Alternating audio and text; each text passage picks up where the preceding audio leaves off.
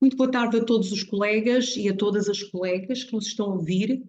Vamos dar início a esta que é já a antepenúltima sessão do curso de arrendamento urbano.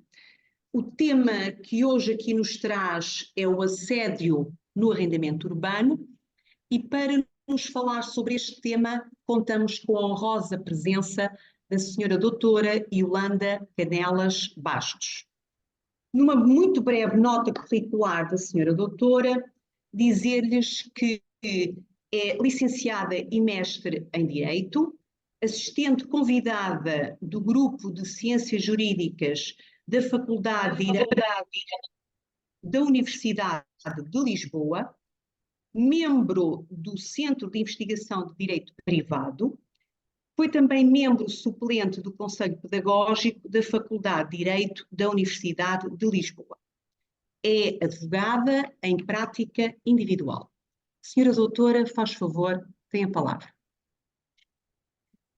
Muito obrigada ao Conselho Regional pelo honroso convite que me endereçou para a exposição de um tema relacionado com o arrendamento e agradeço também aqui o trabalho da doutora Ana, não só por esta introdução, mas por toda a agilização desta formação que tão importante é para nós, advogados, seja pela exposição em si do assunto, seja para trocarmos depois também algumas ideias, assim como com outros profissionais que se cruzem com o tema do arrendamento. Eu trago hoje o tema do assédio no arrendamento. É um tema mais concreto, portanto, não é um tema que tenha aqui uma elevada componente teórica e que também pelo facto de ser um tema que tem, enfim, que tem uma introdução na lei recente, também gera algumas dificuldades no seu tratamento. Eu preparei um PowerPoint para, pelo menos, nos ajudar aqui na exposição. Vou partilhar aqui convosco e ver se fica acessível a todos. Eu presumo que sim. E vamos aqui, então, começar com o nosso tema do assédio no arrendamento urbano. Bom, primeiramente, localizá-lo no nosso regime de arrendamento urbano. O assédio está previsto no artigo 13º-A do novo regime do arrendamento urbano, foi editado pelo diploma que os senhores têm identificado no final, é um diploma de 2019, do início de 2019, e que prevê expressamente o assédio no arrendamento. Mas é importante dissecar a norma, porque a norma pode-se dividir em várias partes para seu melhor entendimento. Eu trouxe aqui neste slide no seu geral, mas vamos depois tratá-la de forma mais compartimentada para melhor entendimento. Então, o que é que nos diz o artigo? O artigo diz-nos que é proibido, que é ilícito, o assédio no arrendamento ou no subarrendamento, e dizer-vos desde já que o legislador, e bem, a meu ver, coloca no arrendamento ou no subarrendamento, não havendo aqui a direção para um tipo de arrendamento, porque na verdade a prática em si é ferma de gravidade tal que deve estar, deve ser transversal, portanto, ao arrendamento ou subarrendamento, e entende-se como assédio qualquer comportamento ilegítimo do senhorio de quem o represente ou de terceiro interessado na aquisição ou na comercialização do locado, que com o objetivo de provocar a desocupação do mesmo, perturbe, constranja ou afete a dignidade do arrendatário, subarrendatário ou das pessoas que com estes residam legitimamente no locado, os sujeite a um ambiente intimidativo, hostil, degradante, perigoso, humilhante, destabilizador ou ofensivo, ou impeça ou prejudique gravemente o acesso e a fruição do locado. Eu costumo dizer que quando as normas são demasiadamente extensas, nós temos uma sensação ao interpretá-las que é quase de um saco onde nós colocamos vários ingredientes e eles depois ficam assim um bocadinho baralhados. Parece-me que, e em comparação com outros temas do assédio, nós sabemos que no âmbito, por exemplo, do direito do trabalho, temos o assédio no trabalho e a norma não é tão extensa, e parece-me aqui que o legislador tentou acautelar tanta coisa que acabou por elaborar uma norma que, com metade daquilo que aqui está, tinha tido exatamente o mesmo efeito. Basta olhar para os adjetivos que é utilizado a partir da segunda parte da norma, quanto ao ambiente intimidativo, hostil, degradante, perigoso, humilhante, estabilizador ou ofensivo. E parece-me que há aqui um determinado exagero motivado pela preocupação de práticas que começam a ser recorrentes e que se enquadram no assédio. Então, nós temos que fazer aqui algumas distinções para identificarmos o problema. Desde logo, a norma começa por dizer que é um comportamento ilegítimo. Não é? Ou seja, não existe nenhuma justificação que, de acordo com os princípios basilares do direito, diga-se o princípio da boa-fé, que confira legitimidade ao comportamento que é descrito a seguir, ao senhorio, quem o represente, ou até depois a terceiro interessado na aquisição ou comercialização. E por isso, diz desde logo que é um comportamento ilegítimo. Tenho aqui algumas reservas também sobre a qualificação do comportamento. Eu diria que é um comportamento ilícito. Dizer que é proibido também já encerra em si na própria norma a ilicitude do comportamento, não é? E, portanto, eu diria que bastava que a norma indicasse que é proibido um comportamento depois com esta qualificação. Mas o legislador teve a necessidade de reiterar aquilo que considera contrário aos princípios do direito e por isso disse que é um comportamento ilegítimo. E depois vem aqui indicar que é um comportamento que pode ser caracterizado pelo seguinte: que perturbe, constrange ou afeta a dignidade do arrendatário, subarrendatário ou das pessoas que com estes residam legitimamente no local. Então, nós aqui temos desde já uma questão, que é o sujeito passivo, arrendatário, subarrendatário ou das pessoas com quem estes residam legitimamente no local. O legislador considerou que deveria estar, ou seja, se o assédio é proibido, seja no âmbito do arrendamento ou do subarrendamento, o seu sujeito passivo deveria ser o arrendatário ou subarrendatário. Até aqui está tudo bem. Mas acrescenta, vai mais além e diz, ou das pessoas que com estes residam legitimamente no local. E reparem no advérbio que é utilizado, legitimamente. Isto quer dizer que estão incluídos no escopo de proteção da norma todos aqueles que, por exemplo, façam parte do agregado familiar do arrendatário ou do subarrendatário, ou que com eles residam legitimamente. Por exemplo, poderemos estar a falar de alguém que esteja autorizado pelo senhorio a também habitar o mesmo local. Depois, por outro lado, ainda nesta parte, diz que perturbe, constranja ou afeta a dignidade. A perturbação e o constrangimento, há muitas situações em que andam de mãos dadas. E a mim parece-me que o constrangimento está, e a perturbação e o constrangimento está relacionado com a parte final da norma, que diz que impeça ou prejudique gravemente o acesso e a fruição do local. E aqui parece-me que é o constrangimento e a perturbação da fruição do local. Mas como, entretanto, mais à frente refere ou afeta a dignidade, poderemos também pular esta primeira parte, não é? Ligar esta primeira parte, que a perturbação e o constrangimento estejam relacionadas com o ambiente intimidativo, hostil, degradante, perigoso, humilhante, estabilizador ou ofensivo que é criado para estes sujeitos passivos.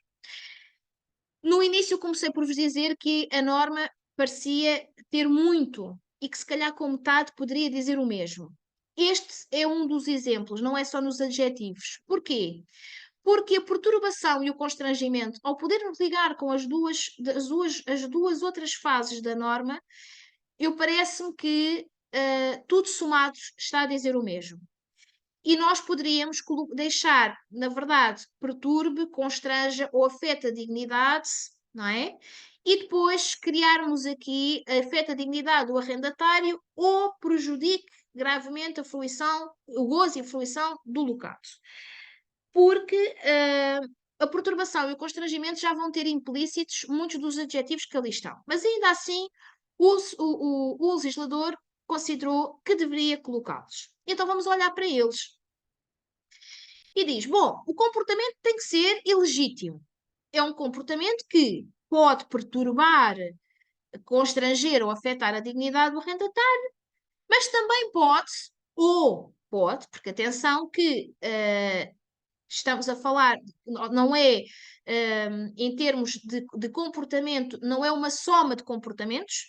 Pode acontecer só a perturbação, como pode só acontecer o ambiente intimidativo, como pode acontecer só o prejudicar gravemente o acesso e a fruição do local. E aqui diz que também pode o sujeito ativo sujeitar o arrendatário, o subarrendatário, as pessoas que com estes residam legitimamente no local, a um ambiente intimidativo. Há alguns exemplos que nós vamos ver também mais à frente na jurisprudência que escolhi, mas estamos a pensar, ao olharmos para estes adjetivos do dito ambiente que é criado, por exemplo, pelo senhorio, estamos a olhar para os direitos de personalidade, estamos a olhar sobretudo para os direitos de personalidade, a meu ver, do arrendatário, do subarrendatário ou das restantes pessoas que estão abrangidas pelas normas, e estamos também a olhar quanto à outra parte, depois para o direito que têm no gozo e na fruição do locato. Mas nesta parte, ao falarmos num ambiente intimidativo, hostil, degradante, perigoso, vem imediatamente à memória comportamentos que são comportamentos que afetam o núcleo duro da dignidade e dos direitos de personalidade destas pessoas. Por exemplo, ao dirigir uma ameaça, ao falar mal daquela pessoa na vizinhança, ao colocar as pessoas num ambiente degradante sem condições de habitabilidade. E aqui o escopo da norma, eu diria que está direcionado para o que é mais importante nós protegermos quanto a estas pessoas enquanto dignidade. E por isso, mais uma vez, eu vou indicar, parece-me que a primeira parte, quando diz afeta a dignidade do arrendatário, bom, colegas, obviamente que um ambiente degradante e um ambiente humilhante e um ambiente ofensivo vai afetar a dignidade do sujeito passivo da norma, de um arrendatário, de um subarrendatário, de um pai, de uma mãe, de um filho que com eles residam, ou até de um amigo que esteja autorizado. Portanto, lá está os pontos de ligação que nós podemos fazer na norma. E a última parte que nos diz que impeça ou prejudique, e agora, gravemente, o acesso e a fruição do locato. E é aqui que nós vamos perceber que a jurisprudência pode ter algumas dificuldades no enquadramento das situações nesta norma. Porquê? Porque não pode ser um mero impedimento ou um mero prejuízo no acesso e fruição. Tem que ser grave. E o que é isto de ser grave? É o que vamos ver aqui um bocadinho mais à frente. Depois temos também quem é o sujeito ativo, para quem é que é direcionada esta norma de colocar um travão e dizer não pode, isto não é permitido. É contrário aos princípios basilares do direito e é contrário à norma que protege estas pessoas e que prevê, por isso, os comportamentos assediantes. Então, esta norma, em primeiro lugar, vem a travar o senhorio. Não é? E vem dizer ao senhorio, atenção que, ainda que precises muito do locado, não podes fazer, não é? Isto está fora daquilo que te é permitido e que é de boa fé ou até de bom senso tu tentares para que este arrendatário seja aqui desmotivado a continuar a ocupar o locado. Mas não foi só o senhorio. Claro que nós, quando pensamos num comportamento assediante, lembramos principalmente dos senhorios, mas não foi só. Também ficou abrangido pela norma um eventual representante do senhorio. Existem proprietários de imóveis que são proprietários, por exemplo, proprietários estrangeiros, não se encontram a residir em Portugal e que têm procuradores. É um dos exemplos que vem imediatamente à memória. E depois também abrangeu, que foi muito curioso, um terceiro interessado na aquisição ou comercialização. Ou comercialização. E é aqui que o interesse da norma aparece.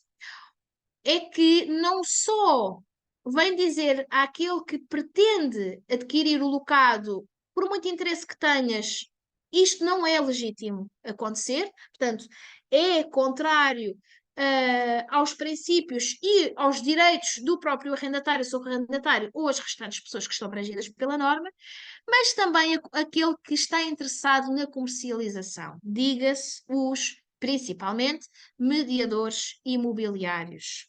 Porquê? Porque também existiam, enfim, e infelizmente, como em todas as profissões, existem comportamentos menos próprios e, de facto, a comercialização, estamos a falar do ano 2019, ou seja, estamos a falar de um ano em que o mercado imobiliário já estava em crescimento galopante e começou também a existir algumas práticas no sentido de era necessário desocupar locados para que eles fossem mais facilmente vendidos. E por isso existiam práticas que, obviamente, tinham que ser travadas, no sentido de desincentivar aquele que está a comercializar a fazê-lo a qualquer custo. Porque também aí não é possível fazê-lo a qualquer custo, como aliás, na maior parte dos comportamentos, eu costumo dizer que a nossa liberdade termina onde começa a liberdade do outro. E este é um dos exemplos onde este princípio basilar deve funcionar. E também indicar, e a título, diria, já mais complementar, que um comportamento que tenha a intenção que vise provocar a desocupação. O legislador considerou que na norma, e podemos voltar aqui à norma anterior, que o objetivo principal nestas situações é a desocupação do locado. Criar ambiente que afete ou que impeça ou prejudique gravemente o acesso e fruição do locado, por norma, está motivado para provocar a desocupação. A meu ver, parece-me que aqui não deveria, e isto olhando para a prática, não deveria se ter restringido com a intenção. Ou seja, nós poderemos identificar práticas de assédio que não têm como objetivo a desocupação, mas têm outros objetivos. Por exemplo, o pagamento de uma renda que esteja em mora. Por exemplo, o exame do locado, em que o arrendatário vai causando constrangimentos porque não quer que o senhorio vá verificar o estado do locado e vai causando aqui desculpas para atrasar esse exame. E são situações de conflito entre as partes que pode facilmente colocá-las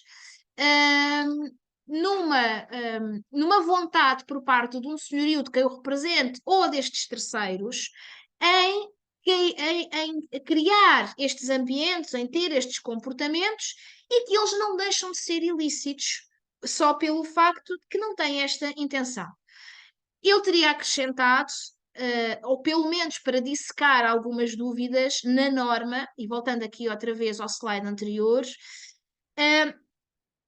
quando diz que com o objetivo de provocar a desocupação do mesmo ou outro.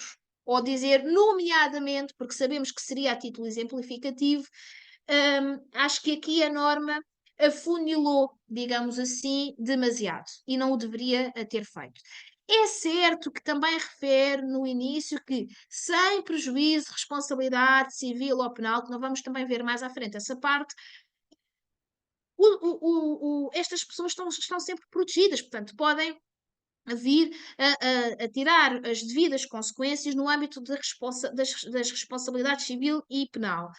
Mas, olhando única e exclusivamente para o arrendamento, eu diria que há outros objetivos que podem ser levados a cabo por estas pessoas para estes comportamentos e para criarem este dito ambiente com tantos adjetivos que houve tanta preocupação em, em explorar, e depois nesta fase a norma, a meu ver, é demasiadamente restritiva. Eu diria que podemos ter a necessidade, se chegarmos primeiro se chegarmos à conclusão que conseguimos fazê-lo e que é legitimamente feito, e que é aceitável fazê-lo, uma interpretação extensiva da norma para enquadrar aqui outros comportamentos que não tenham o objetivo de provocar a desocupação do locado, mas que tenham outros objetivos. Quanto à solução, a solução está no artigo seguinte, o 13º-B, em que tem logo por epígrafe a intimação para tomar providências. E aqui, logo na primeira parte da norma, vem indicar-nos que o arrendatário pode intimar o senhorio para tomar providências com vista a... E temos 3 alíneas. A primeira que nos diz cessar a produção de ruído fora dos limites legalmente estabelecidos ou de outros atos praticados por si ou por interposta pessoa, suscetíveis de causar prejuízo para a sua saúde e a das pessoas que com ele residam legitimamente no local. Mais uma vez, a preocupação de estar a proteger não apenas o arrendatário, mas também o eventual agregado familiar ou outra pessoa. Por exemplo, podemos estar a falar das pessoas que convivam em aquilo que nós chamamos em economia comum. Na linha B, o corrigir deficiências do locado ou das partes comuns do respectivo edifício constitui um risco grave para a saúde ou segurança de pessoas e bens. Também não são escassos os exemplos em que os senhorios vão deixando arrastar obras necessárias e muitas vezes urgentes nos locados, no sentido de incentivar o arrendatário a sair do locado, e isso pode colocar o próprio arrendatário e o seu agregado familiar, por exemplo, com questões relacionadas com saúde e segurança na continuidade da habitação, por exemplo, ou da exploração da atividade económica. E uma terceira linha em que nos diz corrigir outras situações que impeçam a fruição do locado, o acesso ao mesmo ou a serviços essenciais como as ligações às redes de água, eletricidade, gás ou esgotos. Mas temos o número 5, e o número 5 já veio prevenir eventuais ausências de resposta por parte do senhorio e a continuidade de situações que deve ser e é da responsabilidade do senhorio resolvê-las e que continua sem resolver. E aqui vem-nos dizer que nessa situação de falta de resposta, ou caso a situação se mantenha injustificadamente por corrigir, ou seja, pode responder, mas que acaba por depois não colocar em prática aquilo que deveria ser a correção das situações indicadas por parte do arrendatário,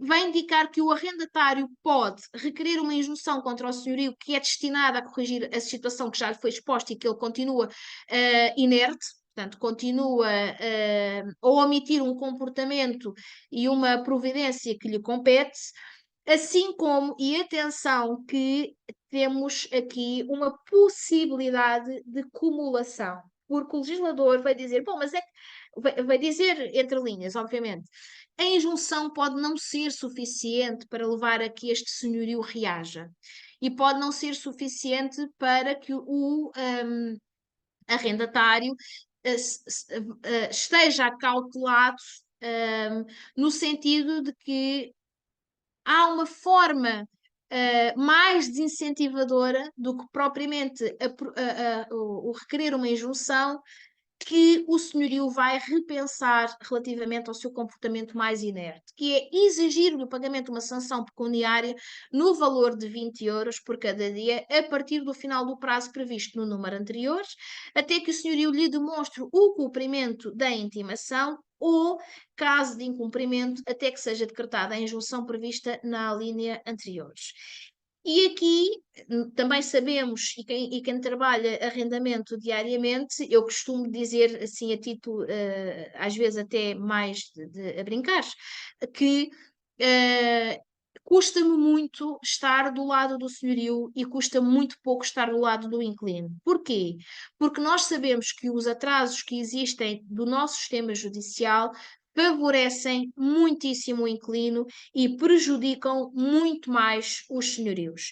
E muitas vezes, e quem está na advocacia, tem informação que não somos todos advogados, mas sei que há uma grande participação de colegas advogados, mas quem está deste lado, temos sempre a carga de considerarem que possamos não ser nós a fazer o trabalho, que possa estar alguma coisa em falta, e não percebem que há coisas que nós não controlamos. Portanto, por muita diligência que tenhamos no nosso trabalho, os atrasos da justiça, ou são as greves, ou são os impedimentos, ou são manobras dilatórias que também vamos vendo ao longo dos processos, vão levando a que o inquilino ganhe em tempo. E pior, é que muitas vezes também chegam ao final dos processos e com um bolo gigante em termos de rendas por pagar, por exemplo, ou de obras, ou até de danos que tenham provocados no locado,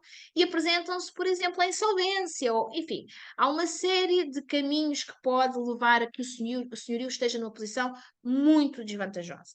E neste caso, aquilo que me parece foi o inverso, foi o legislador a tentar acautelar, ou seja, aquilo que eu considero que não existe para outros problemas na área do arrendamento.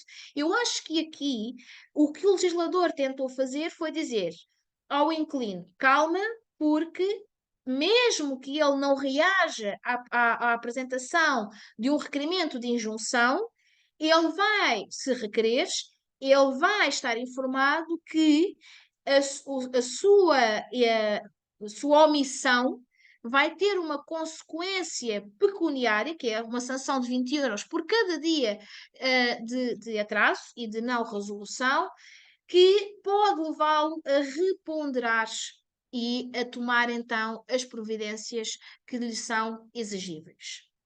Na verdade, isto para chegar à conclusão que me parece que o legislador poderia tomar aqui a iniciativa de fazer algumas alterações no sentido até de que os senhorios depois, no inverso, numa posição inversa, não fossem tão prejudicados. Parece muitíssimo ajustada esta previsão da sanção pecuniária que está prevista diária com valor de 20 euros, acaba por não ser um valor musculado, ou seja, acaba por não ser um valor propriamente que não há. O que eu acho é que houve aqui uma ponderação com base na equidade, com base no custo de vida, que a partir deste valor eu acho que o homem comum já pondera se deve ou não continuar numa situação de omissão. Ainda que possam existir casos a que este valor não seja propriamente um valor desincentivador. Mas é melhor isto do que nada, e parece-me que foi muitíssimo ajustado neste âmbito estar prevista a sanção pecuniária com o valor que aqui está.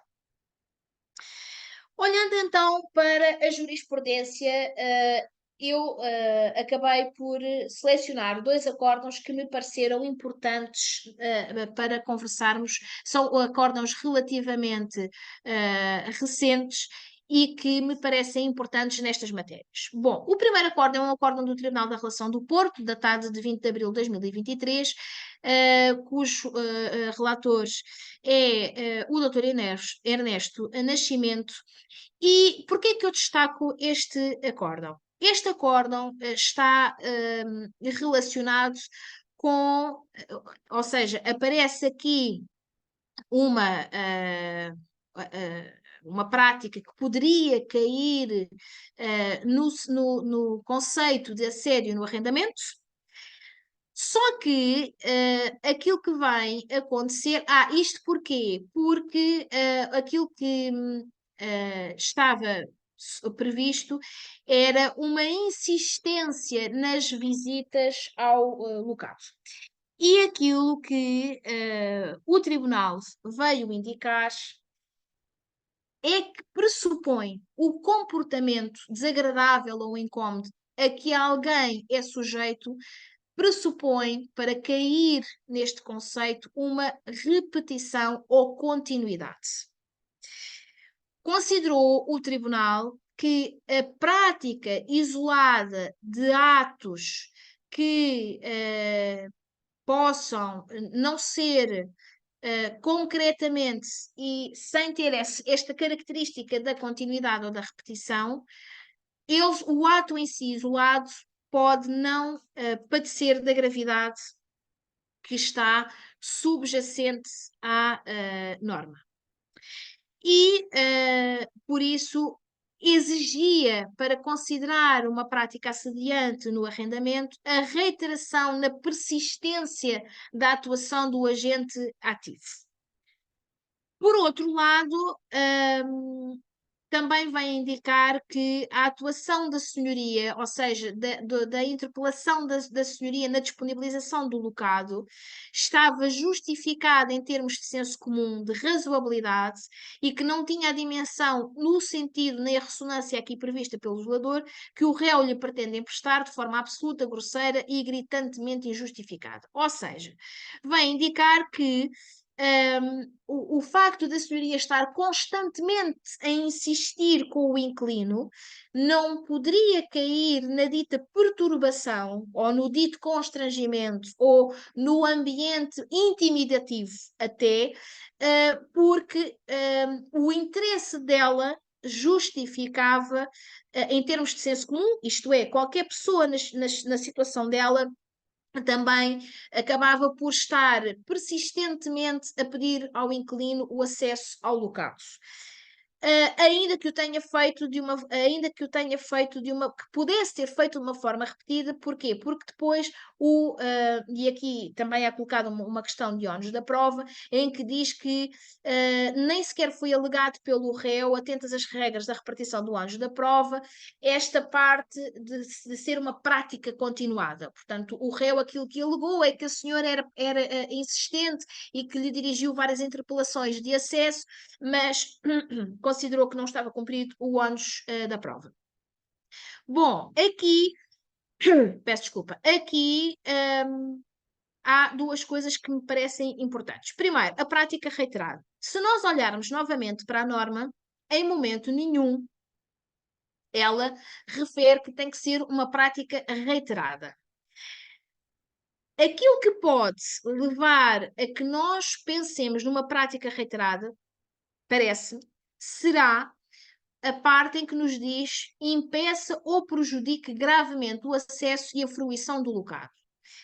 Mas ainda assim, entendo que há determinados comportamentos que, pela gravidade que têm subjacentes, não deve ser exigido a prática reiterada. Neste caso em concreto, a persistência da senhoria poderia ter criado, por exemplo, um ambiente intimidativo, hostil, degradante, humilhante, desestabilizador. Porque depois, se os senhores também repararem, nós temos adjetivos que parece que andamos quase um carrossel, não é? Porque vamos ao mais e depois temos o menos, que é um ambiente destabilizador, por exemplo.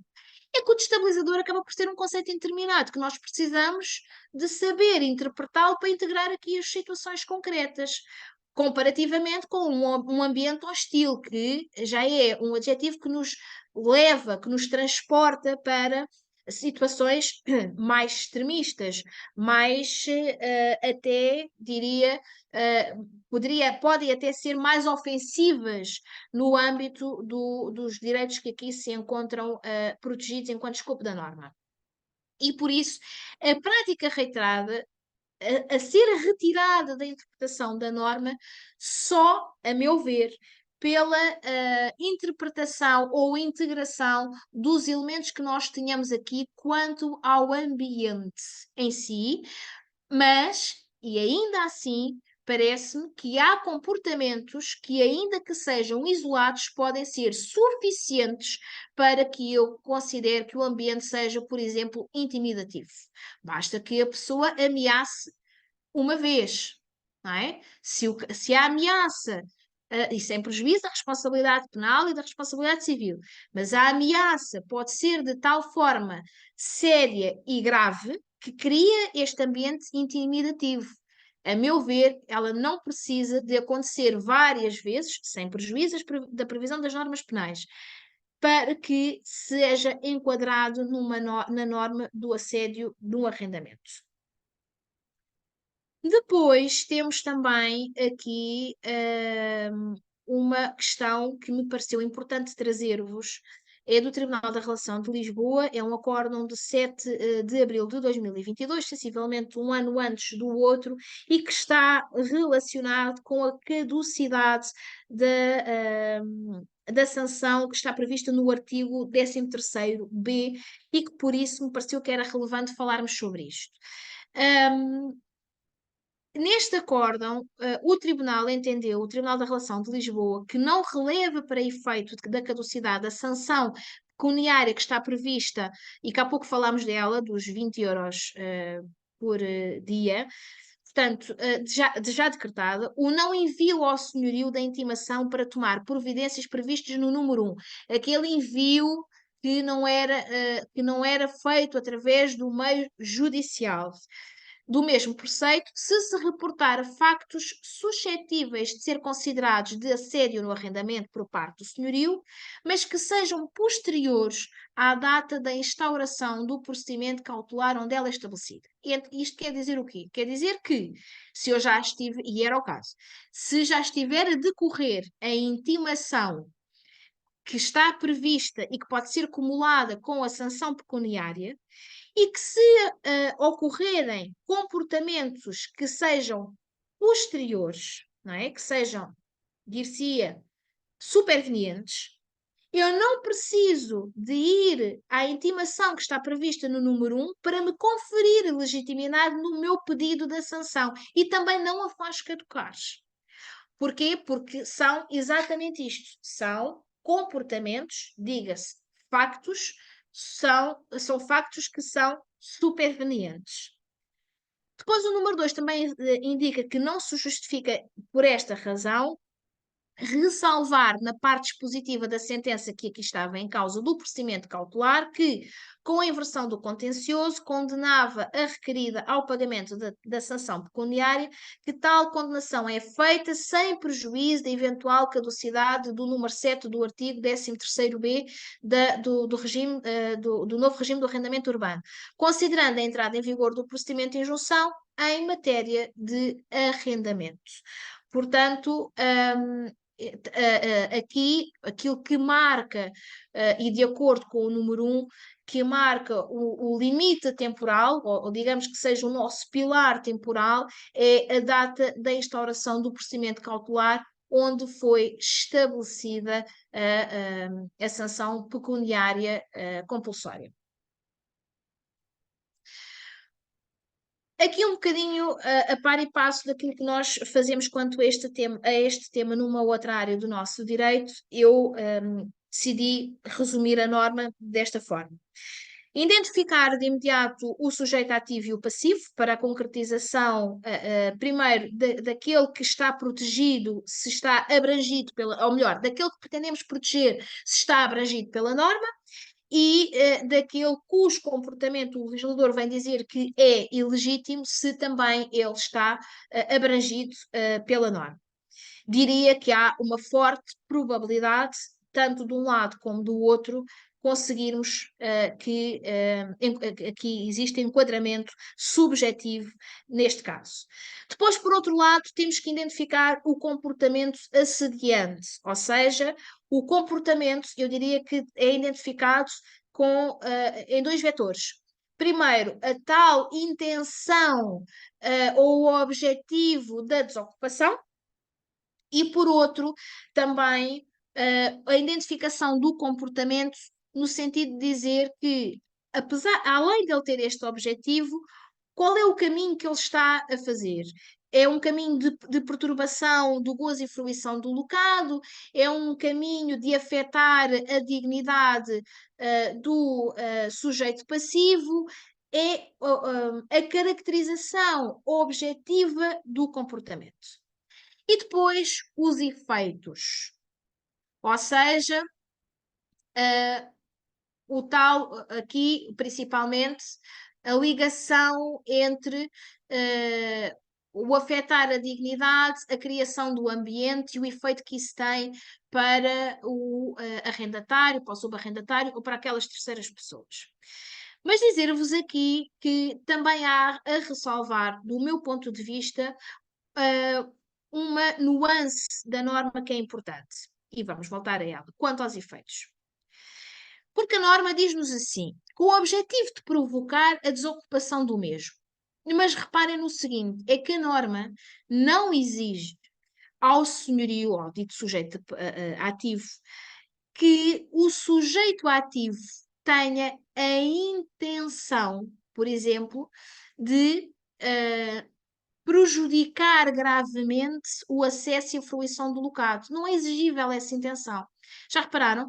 Porque a norma diz de quem o representa o terceiro interessado que, com o objetivo de provocar a desocupação, este é o objetivo estabelecido, e por isso há pouco eu vos dizia que parece-me que a norma restringiu aqui demasiado, perturbe, mas não há a exigência da intenção. Portanto, o legislador aqui, a meu ver, facilitou e preocupou-se mais com os efeitos, não é? Não há intenção destas pessoas em perturbar, constranger, afetar a dignidade. O que eu queria mesmo era que eles ocupassem o locado. E têm este comportamento. Mas este comportamento é intencional? Ou seja, é um comportamento que, do ponto de vista penal, por exemplo, ou até do ponto de vista civil, o que é que eu tenho aqui? Não é? Eu tenho uma negligência, eu tenho um dolo, e o legislador, curiosamente, não se preocupou com a intenção. Se para este objetivo, eu intencionalmente, eu sei que estou a constranger, eu sei que estou a afetar, eu sei que estou a ofender, eu sei que estou a destabilizar, eu sei que estou a prejudicar gravemente o acesso e a fruição do locado. Agora, aquilo que me parece é que o legislador vai fazer o seguinte, vai dizer o seguinte, que é o escopo da norma é proteger estas pessoas. Então nós temos que olhar primeiro para o comportamento e saber se este comportamento é apto a isto, perturbar, constranger, afetar, impedir, prejudicar, e se ele é objetivamente, ele enquadra-se, mas vem preocupar-se com os efeitos que tem no sujeito passivo, que é, ele é apto a isto e concretizou-se, ou seja, perturbou, constrangeu, afetou, prejudicou, impediu o uso e a fruição, ou o acesso e a fruição do locado. E quando eu vos faço aqui enfim, este resumo, digamos assim, e eu coloquei propositadamente os efeitos, porque o comportamento assediante, a meu ver, ele é objetivamente caracterizado e não subjetivamente, embora saibamos que o objetivo possa ser aquele, mas também é um objetivo que pode surgir em dificuldade, porque eu posso não conseguir escrutinar que aquele é o objetivo do senhorio, mas os efeitos, esses são claros e inequívocos, que naturalmente têm uma componente subjetiva, porque, e também aqui ligado ao que falámos logo no início, que é, há uma preocupação vasta na proteção dos direitos de personalidade destas pessoas. Bom, e também em jeito já de resumo, quando nos surge uma situação de assédio, e agora o que é que nós fazemos? Três possibilidades. e aqui, só porque também não falei numa delas e acho importante, em termos de resumo, dar-vos essa indicação. A intimação ao senhorio para tomar as providências, que foram as 3 alíneas referidas logo no início, que estão previstas no número 1. Apesar desta intimação ao senhorio, é possível, cumulativamente, requerer à Câmara Municipal competente a realização de uma vistoria ao locado para verificação que tem caráter urgente e que também é uma proteção através da entidade pública do próprio inquilino. Porquê? Porque pode estar a viver em situação degradante e que, a meu ver, esta vistoria pode sempre corroborar esta intimação ao senhorio, que é mais um elemento que o pode desincentivar, e até em termos de prova documental, a dar continuidade a uma omissão de uma responsabilidade que lhe é exigível. E depois, afinal, que foram estas 2 possibilidades, requerer uma injunção contra o senhorio destinada a corrigir a situação exposta na intimação, diga-se na primeira fase, e exigir também o pagamento da sanção pecuniária no valor de 20 euros por cada dia. Bom, sem prejuízo, e agora já em termos finais,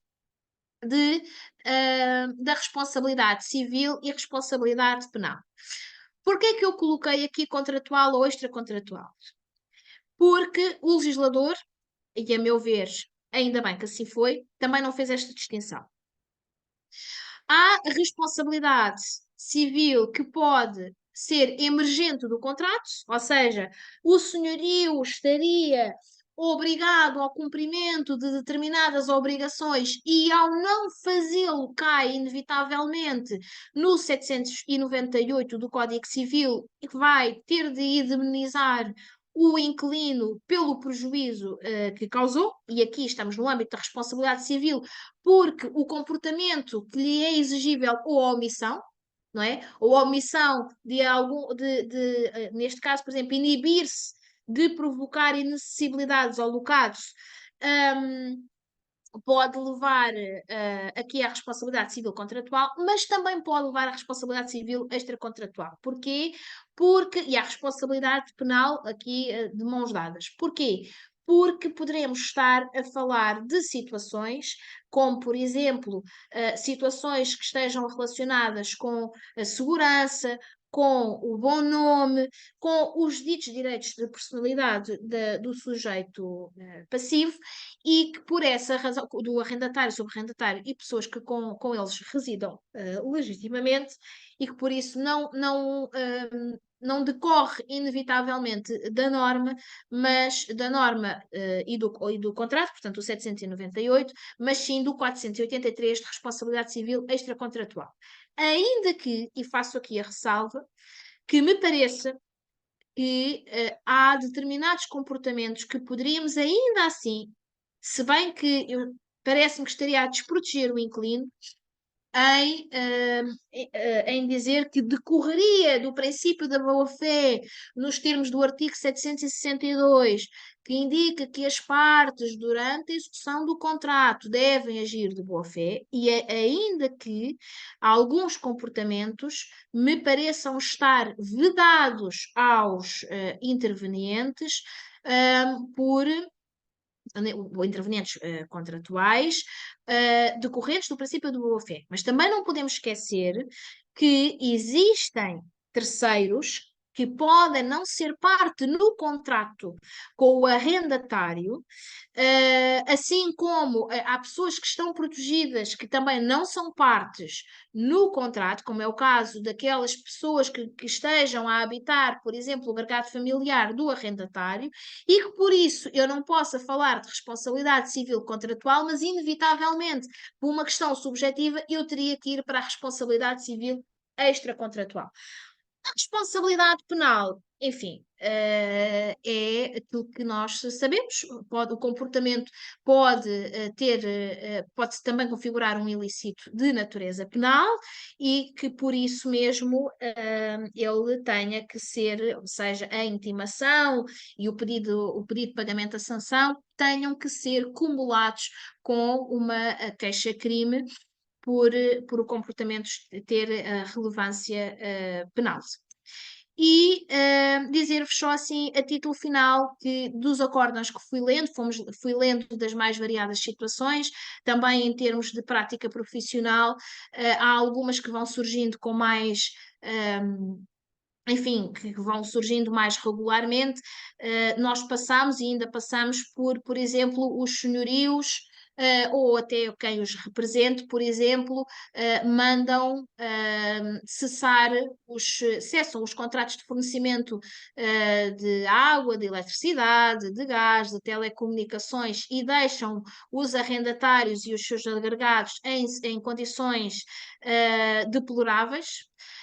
Também cruzei com uma situação em que a forma que o senhorio criou, e também li uma situação idêntica em termos de acórdão, tenho ideia que foi o acórdão do Tribunal da Relação de Lisboa, mas não tenho a certeza. Sei que li também num acórdão uma situação idêntica em que o senhorio lembrou-se de ir para o prédio falar com os vizinhos e, enfim, denegrir a imagem do arrendatário, e a pessoa, quando entrava e saía do prédio, sentia-se muitíssimo constrangida porque sabia que era falado. E também profissionalmente cruzei-me com uma situação em que o senhorio se lembrou de fazer uma coisa muito caricata, sem graça nenhuma, que foi colar ao longo de todo o prédio informação em que denegria também a imagem do inquilino. Portanto, imprimiu informação numa folha A4, em Word, que não estava assinada, mas os vizinhos viram colocar, e então foi colocando ao longo do prédio. Ainda por cima estávamos a falar de arrendatários do resto do chão, não tinham acesso regular aos outros pisos, e quando se aperceberam, todo o prédio tinha informação e até tinha também ameaças e injúrias direcionadas aos inquilinos. Portanto, tivemos aqui responsabilidade penal, responsabilidade civil, e tivemos depois também aqui, enfim, algumas situações que no âmbito do arrendamento tiveram que ser resolvidas, uma delas, uma prática de assédio no arrendamento. Estou disponível para dúvidas que tenham. Tenho ideia que tenho aqui algumas informações no chat e espero que a apresentação tenha sido útil a todos os presentes. Doutora Yolanda, muito útil. Muito obrigada, de facto, por esta fantástica exposição num tema que é, sem dúvida, tão pertinente. Eu creio que a doutora também conseguirá visualizar as questões que estão colocadas no chat pela colega doutora Helena. Sim, Ela consigo sim. consegue? Consigo sim. Então temos aqui a doutora Helena que diz: ainda existem muitos inquilinos habitacionais em que o local é abastecido de bens essenciais, cujos contratos figuram em nome ou dos senhorios ou de anteriores locatários. Tratei de vários casos em que os senhorios se recusavam a cooperar na mudança, pois, dos mesmos contratos para titulação nos inquilinos, qual a entidade que mais celermente dissuadirá tais condutas dos senhorios, dada a morosidade e o custo da via judicial. E depois ainda complementou com o facto de, na Câmara Municipal, territorialmente competente, não ter o serviço que a IMA pressupõe. Pois, esta é uma dificuldade que pode, vou só colocar aqui para lá, esta é uma dificuldade que pode surgir. Eu comecei até por, tenho ideia que em conversa com a doutora Anny, mas também quando iniciamos aqui, é um aditamento recente à lei, e isso depois gera-nos algumas dificuldades na prática, nomeadamente a criação de entidades que possam resolver em substituição do senhorio aquilo que não foi até esta altura. Sem ser a entidade judicial, em termos de prática, enquanto advogada, eu, por norma, aquilo que faço, logo para desincentivar, ainda que tenha um caráter ali judicial, é a notificação judicial avulsa. Ou seja, a pessoa receber na mão de um agente de execução uma notificação já vai ficar com um ónus de pelo menos perceber aquilo que se está a passar, e mais do que isso, a meu ver, serve como sendo um aviso de que o inquilino vai querer resolver, ainda que pela via judicial, o assunto. E diria que 30 a 40% das situações, através da notificação judicial avulsa, pelo menos consegue-se desbloquear os assuntos no âmbito do arrendamento. No âmbito do arrendamento e outros, mas neste caso no âmbito do arrendamento. Porquê? Porque, de facto, a intimação, ainda que seja, e até o próprio processo na Câmara, ainda que tenha caráter urgente, nós sabemos que o caráter urgente, ainda assim, não se compadece com as demoras.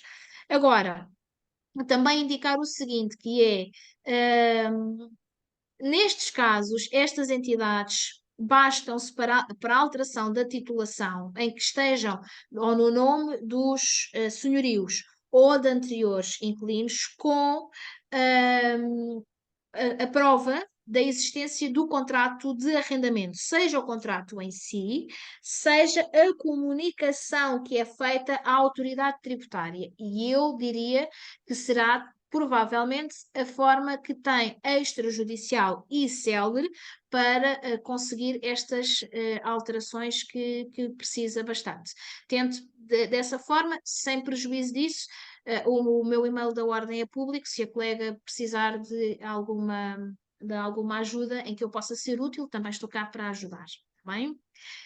E depois temos aqui o doutor Sérgio Martins, que não é uma dúvida, agradeço-lhe muito o elogio e agradeço sobretudo aos colegas por terem tido a amabilidade de me escutar ao longo desta hora. Eu tive o cuidado de fazer um PowerPoint, que é uma coisa que pelo menos nos vai tirando assim um bocadinho, enfim, de nós estarmos só a ouvir e que também poderei disponibilizar se for útil, no sentido de nós termos à mão e nos lembrarmos da formação que tivemos, posso disponibilizar com todo o gosto, assim como se surgir alguma dúvida posterior, eu mantenho-me disponível. Muito obrigada, doutora Yolanda. De facto, relativamente ao PowerPoint, os colegas com toda a certeza vão agradecer que a sua doutora o disponibilize.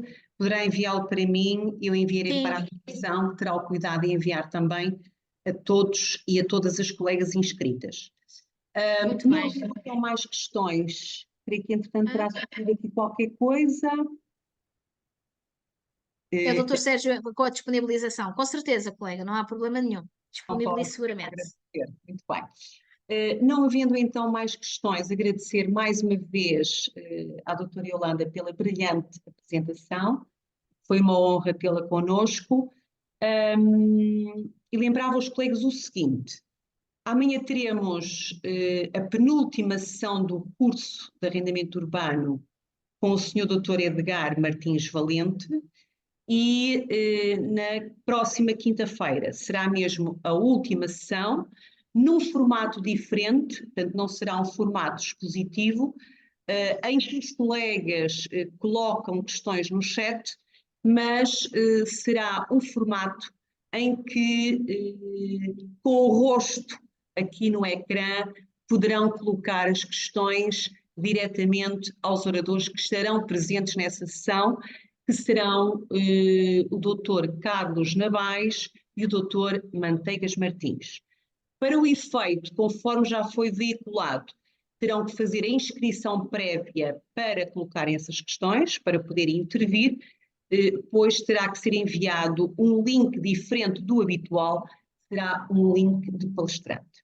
Portanto, espero por todos vós, quer na sessão da manhã, quer na última sessão, na qual faremos então o encerramento do curso, que já dura há cerca de 4 meses. Portanto, teve o início em 12 de setembro e terminará em 13 de dezembro. Muito obrigada a todos e a todas. Uma boa noite. Doutora Yolanda, mais uma vez, muito obrigada também.